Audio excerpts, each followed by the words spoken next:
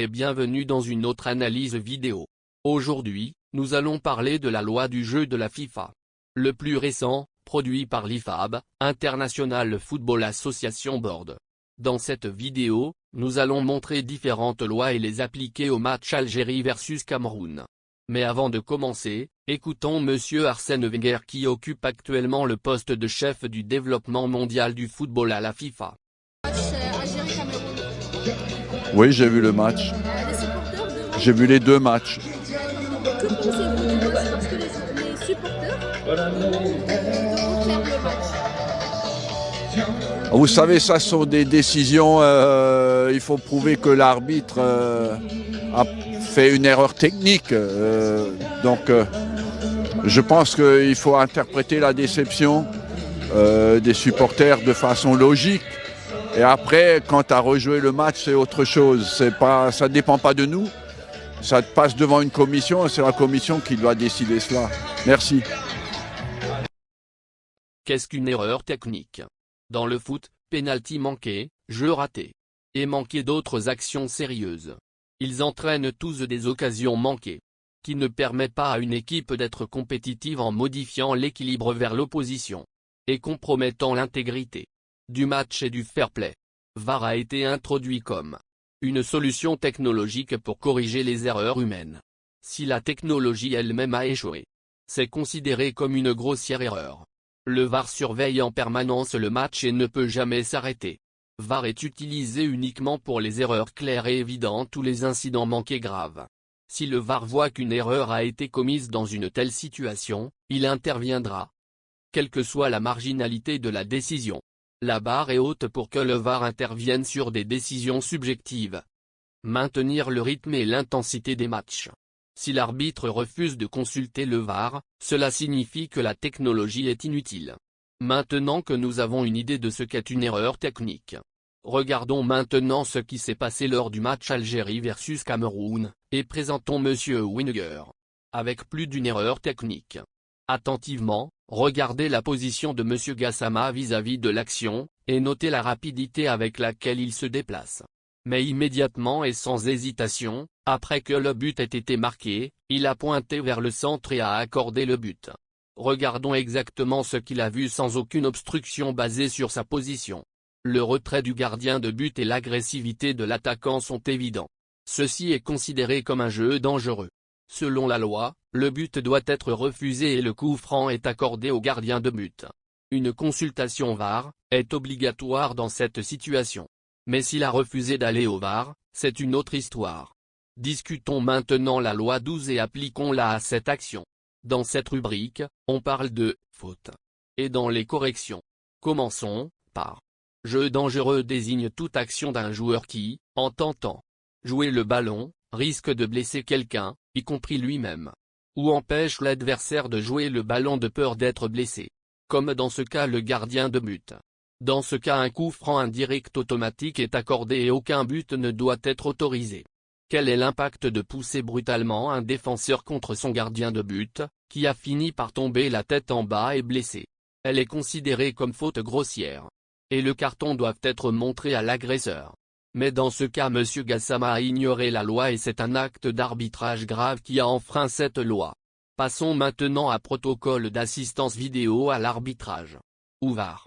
Les principes, un arbitre assistant vidéo est un officiel de match ayant un accès indépendant aux images du match et qui peut uniquement aider l'arbitre. En cas d'erreur manifeste ou d'un incident grave manqué lié aux situations suivantes. A. But marqué non marqué. B. Penalty pas de penalty. C. Carton rouge direct, pas de deuxième carton jaune avertissement. D.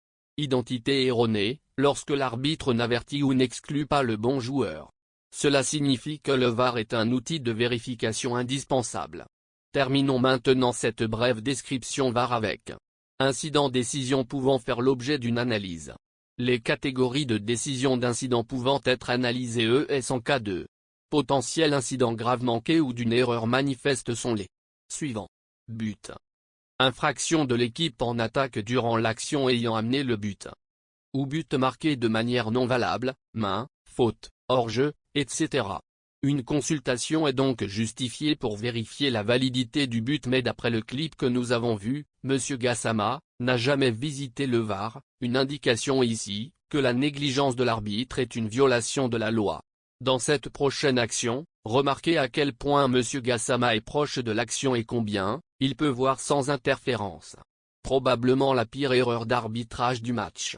C'est évident pour une action comme celle-ci, la VAR et l'arbitre l'ont vu. Mais pourquoi rien n'a été fait après cette main évidente? Ce n'est pas qu'une erreur, c'est un désastre.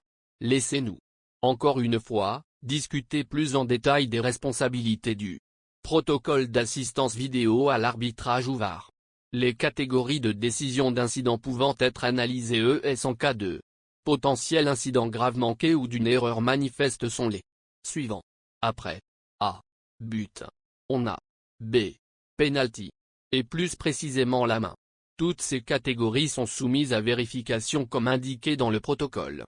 Sous la règle de vérification, l'arbitre assistant vidéo vérifie automatiquement les images lors de chaque décision relative à un but, penalty ou carton rouge direct, avéré, ou potentiel, ou en cas d'identité erronée, utilisant différents angles et différentes vitesses de diffusion.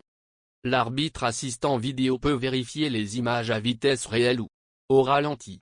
Mais pourquoi la règle de vérification n'a pas été appliquée dans cette main? Revenons à la loi 12 et parlons d'infraction passible d'exclusion.